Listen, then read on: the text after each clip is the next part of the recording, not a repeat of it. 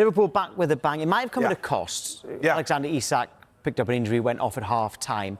It's always a bit harsh to ask this question, but could it be a blessing in disguise for Liverpool?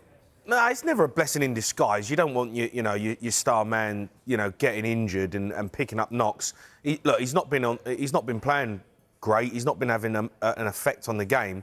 But you want to get him fit, and obviously it's disappointing. The first time they try and play him twice in a week, he picks up a knock. My argument to this is what's Alexander Isak been doing?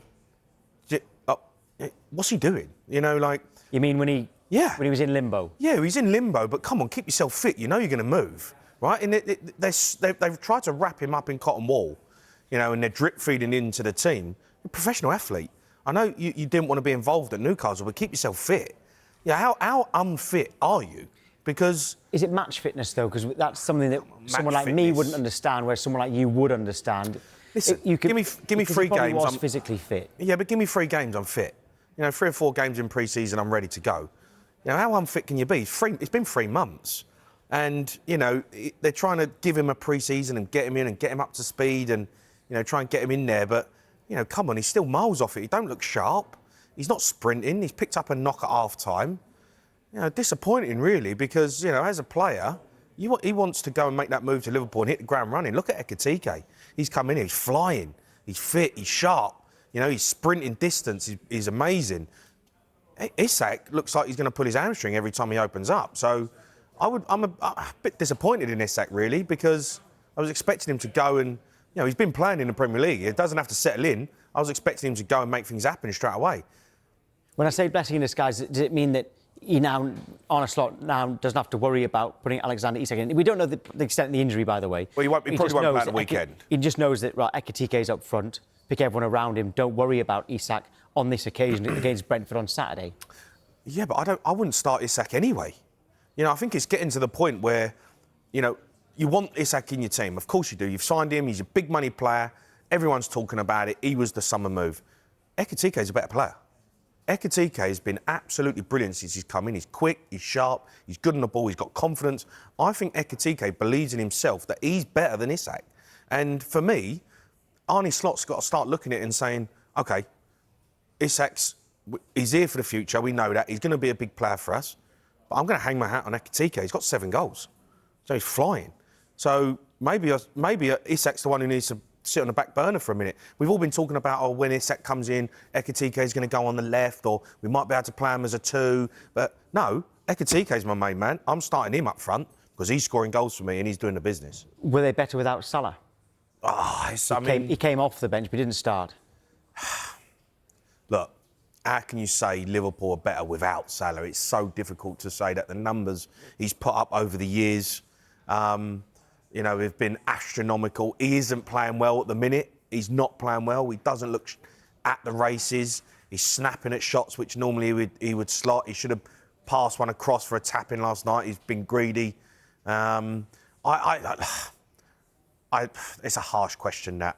I would say, at the moment, maybe, yeah.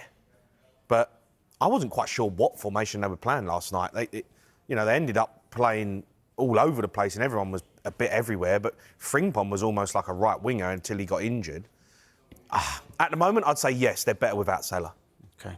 Well, let's get a Liverpool fan into this debate. Then Sky Sports have partnered with Finalysis, an app where passionate fans share their opinions on their club. If you want to represent your club, you can visit the Sky Sports app for more details. Let's speak to John Gibbons now. You can also use that QR code as well as go to the Sky Sports app if you want to get involved yourself, like John Gibbons has. Right, John, before we get on to the likes of Isak and Salah, how important was it just to win last night? And does it answer any of Liverpool's recent critics? I think it just makes us all feel a little bit better, and I'd presumably include the players in that as well. But as supporters, it's tough losing games, and then especially when you lose one to Man United, who fierce rivals. So it feels a little bit nicer in the office this morning than it did on Monday, that's for sure. And hopefully the players get a bit of boost as well. Listen, it doesn't solve everything. No one's, pretending that everything's rosy all of a sudden, but it is a good start and it was a good performance. John, I've got to ask you, last night, I watched the game, and look, you overrun Frankfurt in the end, quality shone through, I understand. First half hour, all over the place at the back again. The first goal you concede, terrible defending, gaps all over the pitch. You can do it against Frankfurt because they're poor and you overrun them in the end. I don't know if you can play the way you played last night in the Premier League. Yeah, I think there's, I understand your point. I don't think Frankfurt were great, and I think they let us back in it, and it really helped the marking for the corners on the second and third. I don't expect Brentford to make it that easy for us from set pieces at the weekend, that's for sure. So I think they struggled a little bit to get the balance in midfield. They went for 2 from a free, and I think Szoboszlai and Curtis, who used to playing in a free, they were pressing up and getting caught, and I think that was causing a few gaps. But I think once they got to grips with it, I thought it was a lot better, and it was just nice to see some better individual performances. I don't think as a unit they're quite gelling, and I think that's fair, but there was still some really good individual performances and some good goals as well. So we'll take that for a turning point, hopefully, and move forward. They basically played 3-2-5 last night. Like it was crazy. You had Frimpong up at playing, who was like a winger. Then you had Ekitike, Isak, Wirtz, and Gakpo. Do you quite like that, John? Do you quite like that? I mean, that's very attacking. Do the Liverpool's fans want to see that? I think. Listen, you want to win, and I think if you win, then the tactics are great, and if you don't, then people are saying, well, why were we so open? Why were we so, able to pick us apart? It's a tough balance at the moment, and the manager he's trying to create more chances. I think he's looked at it last season, and we played a lot of tight games. Listen, we were champions, but I think he's looked at it and thought there's certain games which could have gone either way. He's looking now to create more and to have games where we're winning by 4 goals like we did last night, but that does make you a little bit more open, and we're just seeing some growing pains at the moment, and then there's a couple of key players out of form, there's new players who maybe haven't hit the ground running, and so it's all combining to mean that people are looking at it and going, I'm not quite sure what we're seeing at the moment. I'm not sure that everything's working quite right, but it is still quite early in the season, and we're hoping it's going to click soon. Yeah. We're doing a poll right now, actually, John, and the question is, are Liverpool better off without Isak and Salah in the starting 11? We've heard Jamie's views on that. Right now, would you say you are better off without them? Not when they're fit and firing, because we know that they would be in any team. But right now, would you prefer to see them not starting?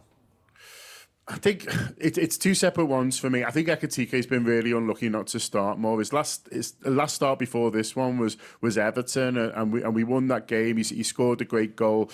Yeah, then he gets himself sent off coming off the bench against Southampton. So it's his fault he doesn't play against Crystal Palace. But since then we've not seen him, and I think we're a better team with him in it. He's scoring the goals. He's the form man, and so I think that number 9 shirt should be his at the moment. And obviously with this little injury for Isak, then he's got an opportunity to grab it at the weekend, and we all hope he does. I think he's a brilliant player. He's done well. And like I say, I think the manager might look at the last 4 games that we lost and think, should he have started a couple of those? I certainly think he could, but he'll start on Saturday, and hopefully we see another goal from him. Salah, I'd always put him in the team, and he'll come good, Mo Salah. I think at the moment he's looking a little bit lost, but I think if he'd have started last night, we'd have still won the game sort of comfortably, and hopefully he would have got a goal. Well, maybe he would have got a goal, and that would have made him feel better. So you pick Mo Salah, you back Mo Salah. He's been Liverpool's best player in the last 10 years, in my opinion, and you saw what he offered last year.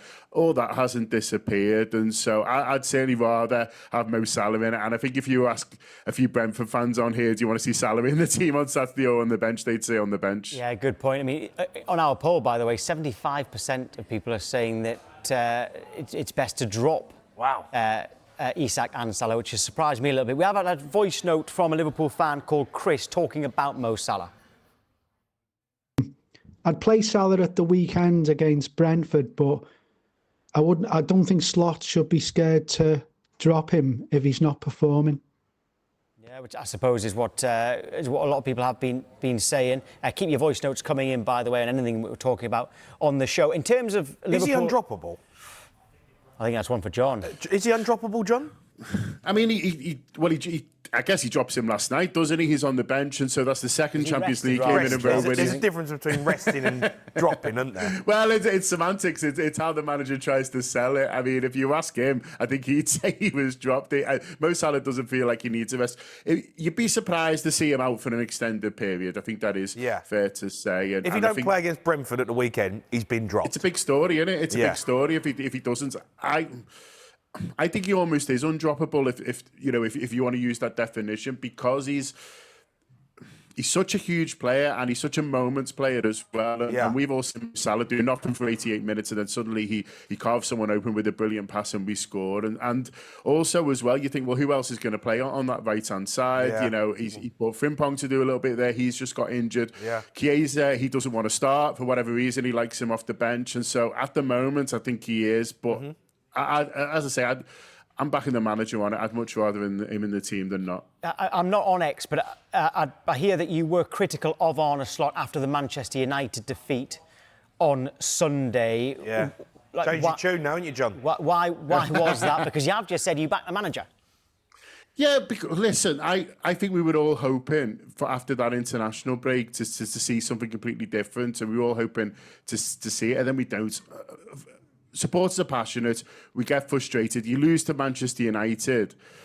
It's your head's on Mars, isn't it? That's how you are as a football fan. You know, we're all got that within us. But I've always thought he's a fantastic manager. I just thought we were going to see something different after that break, and then picking the same team surprised me, and then losing late to Manchester United and seeing their fans celebrating just isn't a nice feeling. But listen, he's won the league. He's come in and done it, and I'm sure he'll get it right. He will get this team right. It's not quite there yet, but listen, you speak to any Liverpool fan, they're backing him to do the job. What could he have done differently in that international break? If he came back and picked the same side, etc., what did you want him to be doing, given that he probably didn't have many of his players? Well, it's a balance, I think, between do you pick players who are in form, or do you pick players who've got a very high ceiling, who've done it for you in the past but are out of form and a little bit, and it is hard.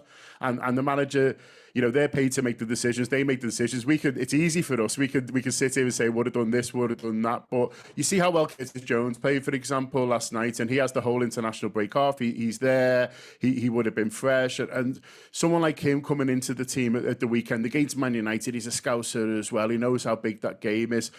Playing him rather than someone like Alexis McAllister, for example, who's a fantastic player but is so out of form at the moment, just felt like one's like that, a little bit of a strange one. Ekitike, like I say, you see his quality, but he's on the bench again, at the weekend. I think it was just a little bit puzzling for me and a few of us that he stuck with that. But then the other side to it is he knows how good McAllister is. He wants to get Isak fit and he wants to get him, firing. And so do you do that with them on the bench? As I say, it is difficult. And listen, I get frustrated, when we lose to Man United and we see it. But I do accept that the job is hard and he's having to make these decisions. If you beat Brentford, are you back on track?